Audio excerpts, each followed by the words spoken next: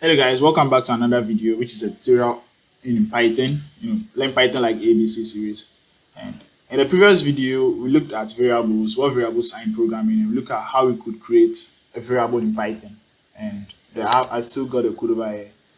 At the end of the previous video, we were able to solve this particular question, and then we created a few variables over here. Now, in today's video, I would like us to work a little bit more with numbers in Python. So basically, what we are going to be doing is something that you guys are already used to: normal addition, subtraction, multiplication, division, finding modulo. And then after that, we'll look at some of the inbuilt Python functions that are there that will help you manipulate numbers. Yes.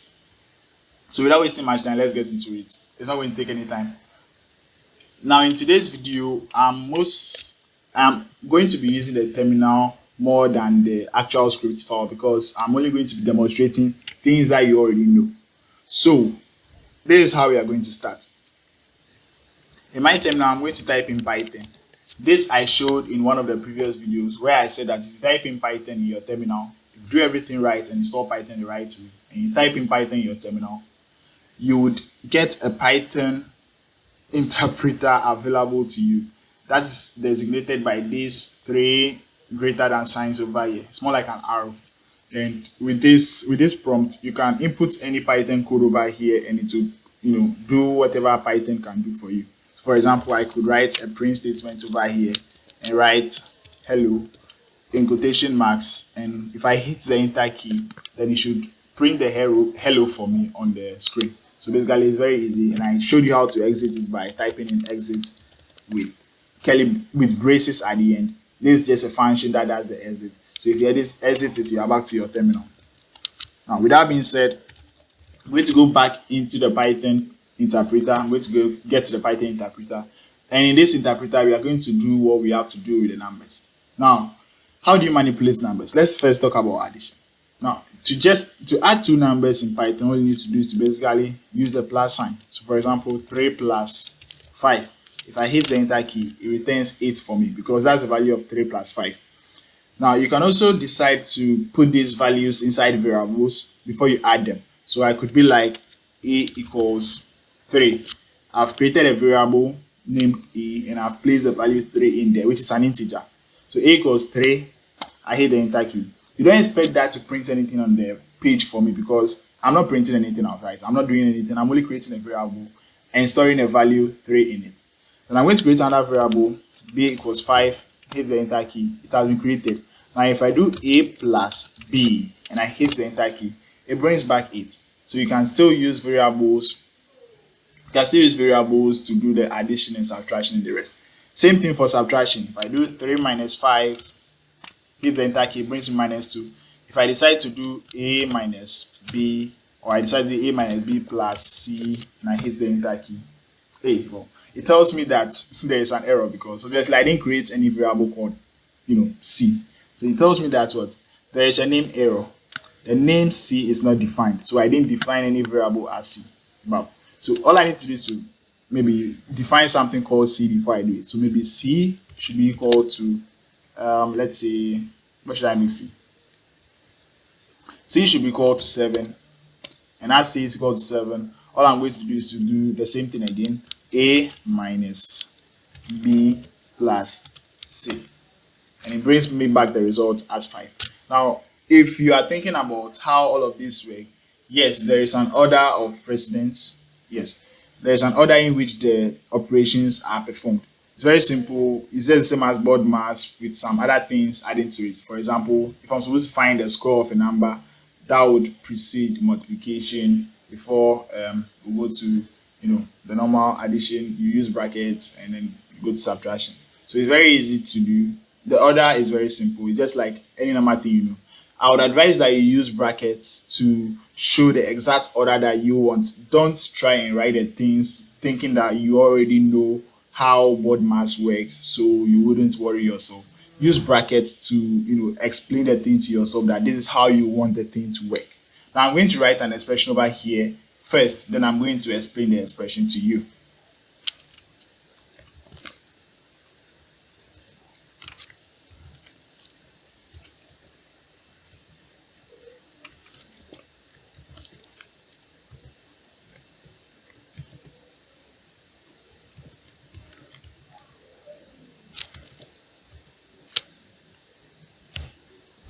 All right, so I've written an expression over here, 3 star star 4 in one bracket plus another expression, 3 star 4 minus b.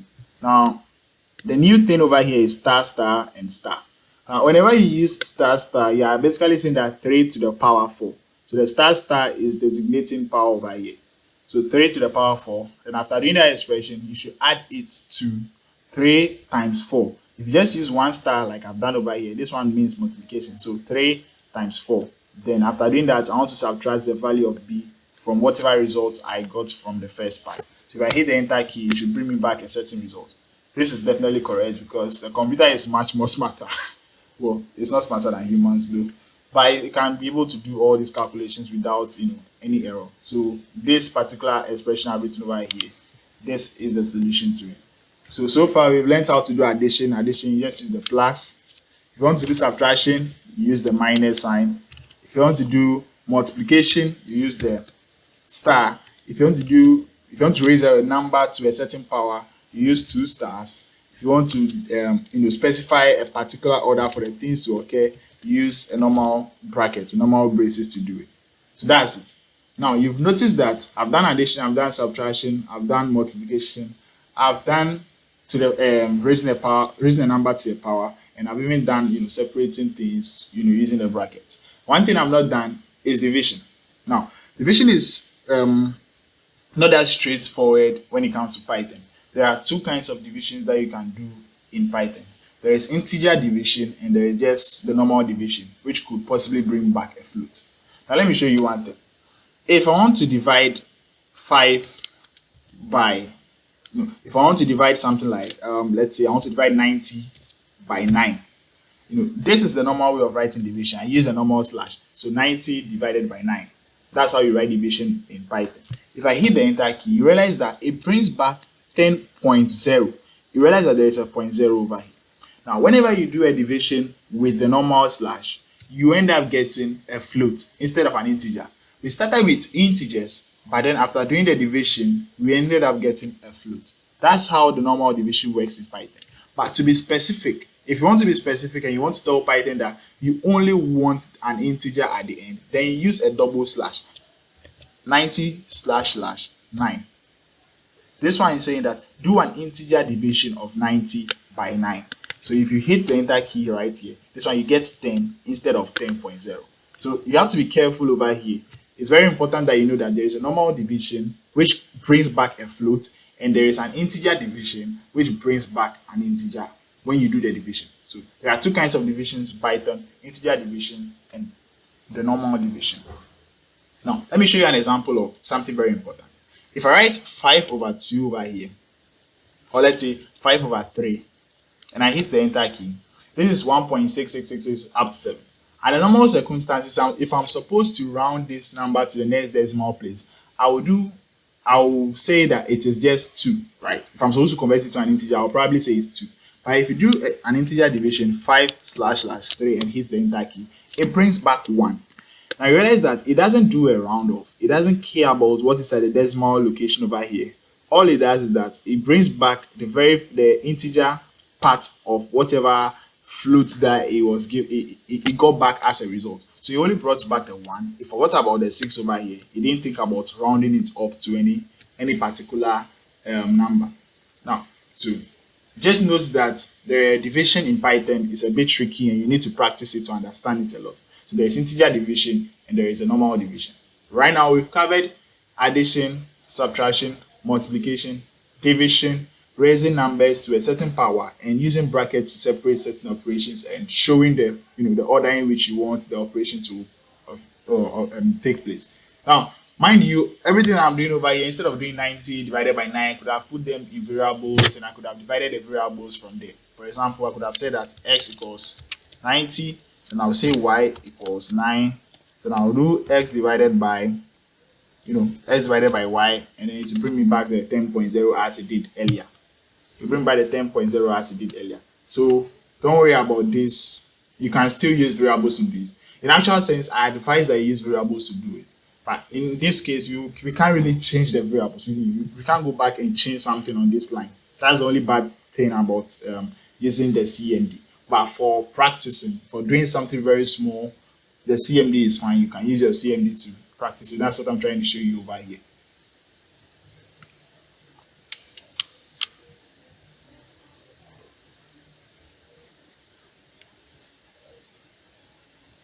All right. Now that we are done with that, let's look at something we call modulo. Modulo.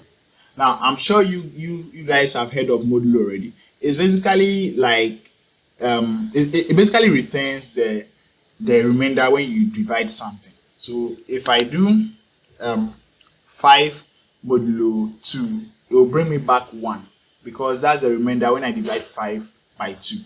And how do you write modulo in Python? You write it with the percentage sign. So 5 percentage 2. If I hit enter, it brings me back 1. That's the modulo of it. It's very simple to understand, nothing very tricky.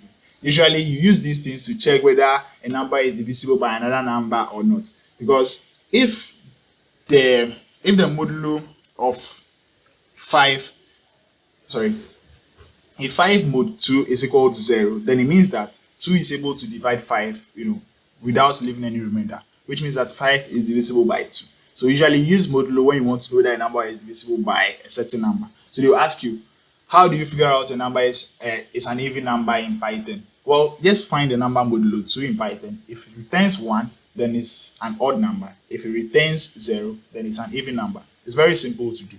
That's all about modulo. I don't need to talk much about it. You should go and practice. I'm actually trying to demonstrate some of the things over here so that you get used to it. Now that we are done with modulo, you realize that Python itself has some functions available for you to use. Now, when I say function, I said it last time, basically means that it's something that takes in an input and returns an output for you. Very simple. Don't worry about it. So I've written out some of the functions over here. I'm going to leave a link. No, I'm not going to leave a link in the description. I want you guys to actually go to the Python documentation and look for these particular functions because they are inbuilt functions. And since they are inbuilt functions, they come with Python and they are in the Python documentation. I want you guys to go there and read the particular things that they do. But for the meantime, I'm going to take some of them like absolute, integer, float, string, round, minimum and maximum, and the rest. All of those things are very easy to use. For example, the absolute value basically returns the absolute value of something that I give it. So if I write ABS and I write into bracket, let's say -8, hit the enter key, it brings me back 8, absolute value. If I were to write it with just 8, it will just bring me back 8. That's how absolute value works. If I want to round off a certain floating point digit, I could just write something like 15.999 or 56. Then I want to round it up to maybe let's say 4 decimal places. So I give another argument. I pass another argument to it as 4. Then I hit the enter key. Then it rounds this up to the 4th decimal place for me. So this is the thing that you want to round, and this is the number of decimal places that you want to round it to. So I could have something like round a normal integer, then I round it up to 4 decimal places. I don't know. For a second, just guess what this will give me before I press the enter key. 1, 2, 3, enter. It brings me back 4 again. That's simple because the 4 over there is not a floating point number and it wouldn't be round anyway. I'm sure you were probably thinking of 4.0000. So these are the kind of reasons that you need to practice the Python a lot. You know that these functions exist, but you have to know exactly how they work. No tutorial is really going to tell you about no tutorial is really going to take all the functions one by one and tell you this is how this one works, this is how this one works, and start giving you things. You have to explore for yourself, and that's what I want to adopt over here. You have to go and read some of the things on your own. So there is also the bin function, which basically converts the number into binary, hex. Then there is also the min, and then the max functions. This returns the minimum of a group of numbers that you give it, and this returns the maximum of a group of numbers that you give it. So for example, if I go back here and I write min into brackets, I write 1, 2, 3, 4, 5, 6, all separated by commas. This is very important. Syntax error, and I write maybe 7 over here. Then I go back and hit the enter key. It returns 1 because 1 is the minimum of this. If I write the same thing again and I write in here max instead of me and I hit the enter key, it brings back 7. So it just takes, a number of numbers. It could be integers, it could be floats, and then you return the maximum of them or the minimum of them. You see, right now, or you have all these functions available, you might not find the use of it. But when you grow in writing code and then you realize you start solving much more realistic problems, you realize that these things are actually very important. That's why they are built in into Python. So other functions are here: octal, complex, a complex number, converting just a normal number into a complex number, or defining a complex number. Then there is also this function called type. Now what the type function does, I think I talked about that in the last video. If I did not, it's basically a function that retains the type of the particular thing that you are referring to. So if I type in here type and I want to find the type of 5 and I hit the enter key, it tells me that the 5 that I've given it is an integer. Don't worry about the class over here. We'll look at it later. It's saying that it's a class. The 5 belongs to a class called integers. And this class is basically something that has to do with object-oriented programming, which we'll look at in the future. Now, the last thing before I end up this video is for me to tell you something about getting access to much more better functions or much more advanced functions that will help you manipulate numbers in terms of math and doing some kind of advanced mathematics with Python. Now, there is this module called math. Now, a module in Python is basically a collection of pre-written Python code. So someone has written Python code, has saved it in a Python file. That is what you call a module. Now, Python itself comes with this particular module I'm talking about, the math module. The math module basically contains a lot of functions that you need to do a lot of things. For example, it has a square root function as sqrt, which you use to find the square root of something. But how do you actually use this, math module? It's very simple. You have to import it. It's like you want to be able to use someone's file in your code. So you import it into your code. And how do you import something in Python? It's actually very simple. You write the word import. Then you write the name of what you want to import. So I want to import math. If I write this and I hit the enter key, now I've imported math, which means that in my terminal window right now, the one I have open currently, I can use the word math and everything that has to do with it. Now I said that math has a lot of functions available. So you do math, then you do a dot. Now when you do a dot, because of the dots that you have placed over here, it would allow you to access certain things that are inside the math module, certain functions. Now I'm saying that it has a function called sqrt, which is for finding the square root of something. So if I want to find the square root of, let's say, 100, for example, I'll write math.square root, then I'll put into bracket 100, hit the enter key, and it brings 10.0 back. Obviously, the square root of 100 is 10. That makes a lot of sense.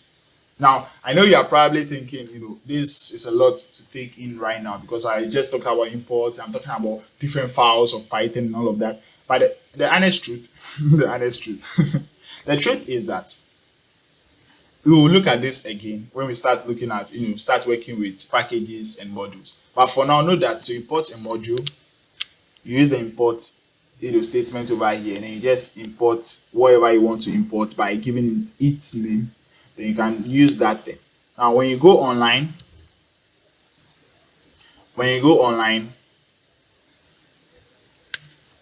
you can just go ahead and Google. The math module in Python and hit the enter key. Some of these things, like I said, no one is coming to start listing out all of the functions inside the math module for you. Some of the things you have to find out yourself. This site over here, the W3 School, is actually a really good, a very good website to look at when you are looking for things over there. Then there is a Python documentation too. I always prefer the Python documentation because it has everything I need. I'm going to open up the Python documentation right now. So now this is math.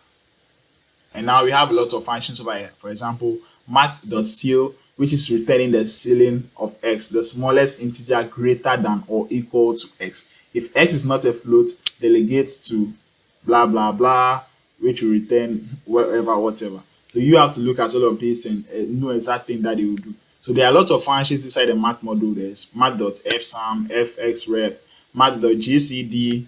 I'm sure that one sounds a whole lot familiar. Math.isClose, math.isinfinite, math.isinf, and there are lots of functions in here.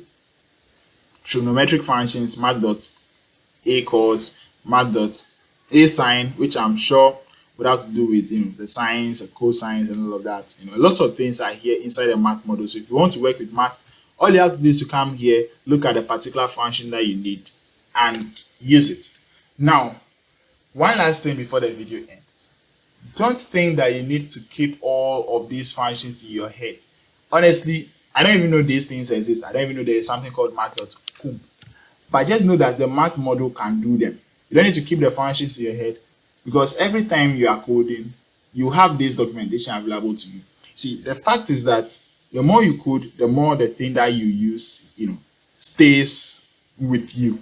It becomes part of you. So those ones you remember. For example, I use the print statement a lot, so there's no way I'm going to forget it. It doesn't make sense. So I'm not expecting you to remember all of this, but I'm expecting you to be able to research and know how to use them. So I'm saying the math has a lot of functions. Just go and look at them. So guys, that's it for this particular episode, this particular tutorial. I thank you all for watching. If you did enjoy the video, you know what to do. Leave a like behind. Subscribe to the channel if you're new around here. And then I'll see you guys in the next video of this tutorial. Peace.